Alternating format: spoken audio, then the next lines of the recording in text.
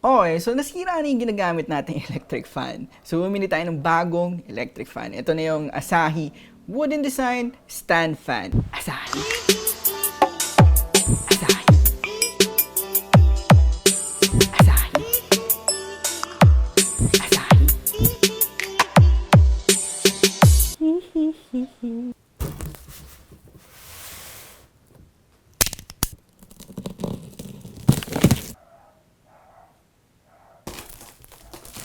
Ang box niya, simple lang, katulad lang ng mga sinaunang box ng mga appliances na makikita mo agad kung ano yung binili mo. So, Asahi XF677 Wooden Design Stand Fan. So, may dalawang kulay itong Asahi XF677. So, ang nakuha natin is black kasi yun yung gusto ni Yvette and wala na ring white. Asahi. Yung mga aso natin dito, naglalandian pa rin kayo dyan, ha?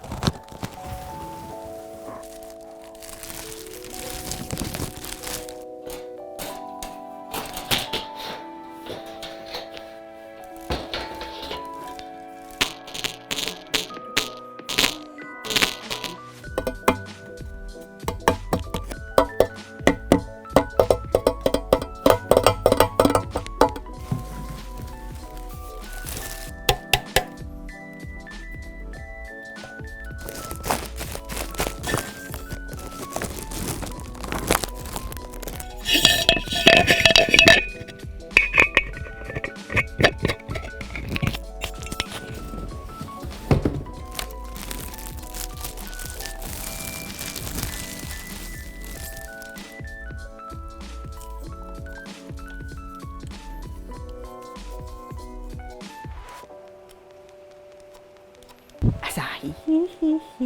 So, try natin siyang buuin. Tingnan natin kung gaano katagal. Also, kung kailangan ba natin ng mga basic tools or mga screw na lang na kasama dito na pipihitin mo na lang para mabuo siya. So, may pinipihit ng lock ng screw dito. Lagay mo na lang sa base, tapos pihitin sa ilalim. Motor niya, meron ding lock screw na nakakabit dito sa pole. Doon mo lang din siya itatapat. Wala mong tanggalin yung screw doon sa likod. Meron naman siyang parang mga patterns kung saan mo siya lalagay.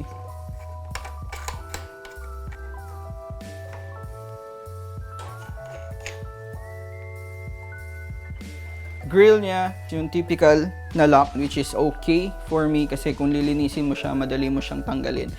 1, 2, 3, 4 locks. 5 to 10 minutes. Tilting niya, meron siyang 1, 2, 3. And yung height, so na-adjust yung height. So meron siyang dalawang pole para sa kanyang height. 4 feet. Aray ko, puta, sakit. Okay, try natin yung wind power niya. Yung electric fan is 2 feet away from me. Yung power ng number 1. Asahi. Asahi.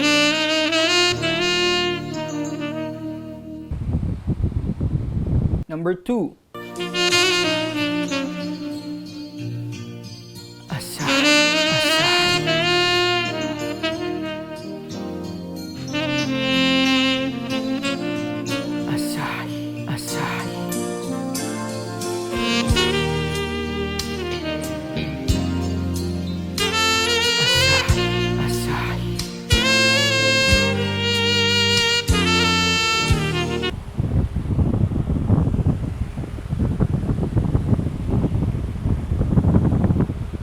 Number 3.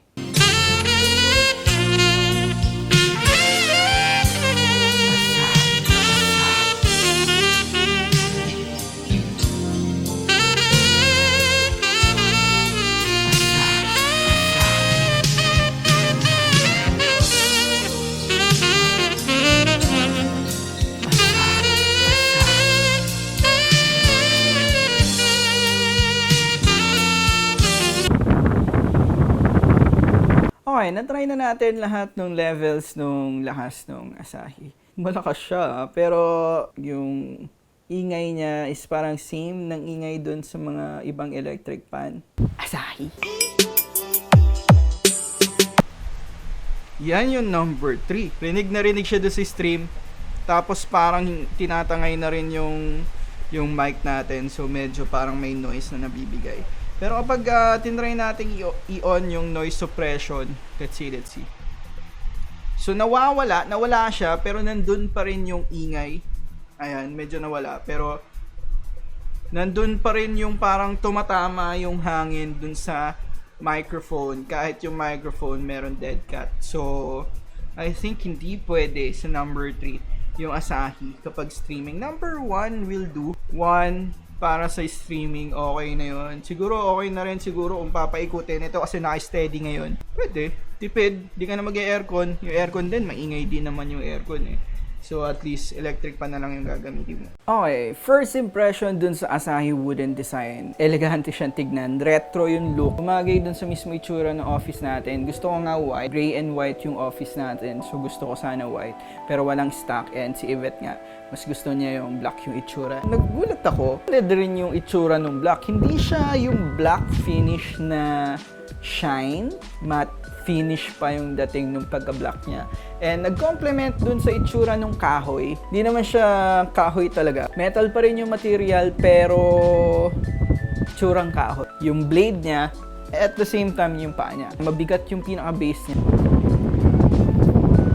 Pero feeling ko around 4 years old, 3 years old, kaya na siyang itumba.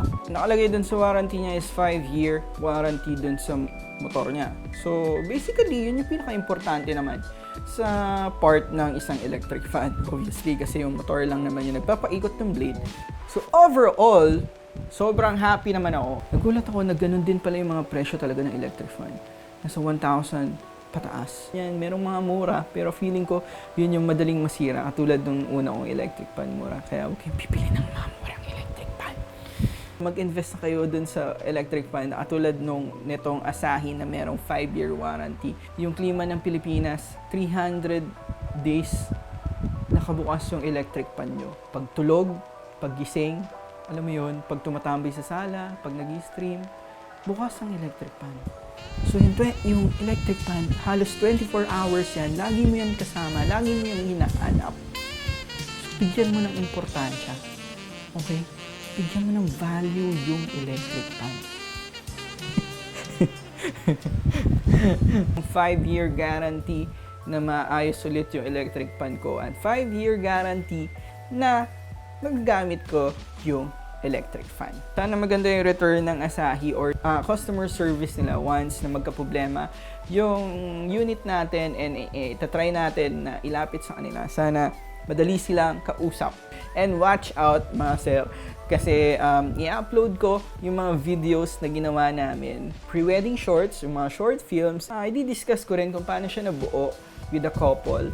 Paano namin siya na-pull off sa gantong budget lamang. Hanggang sa muli, like and subscribe. Asahi!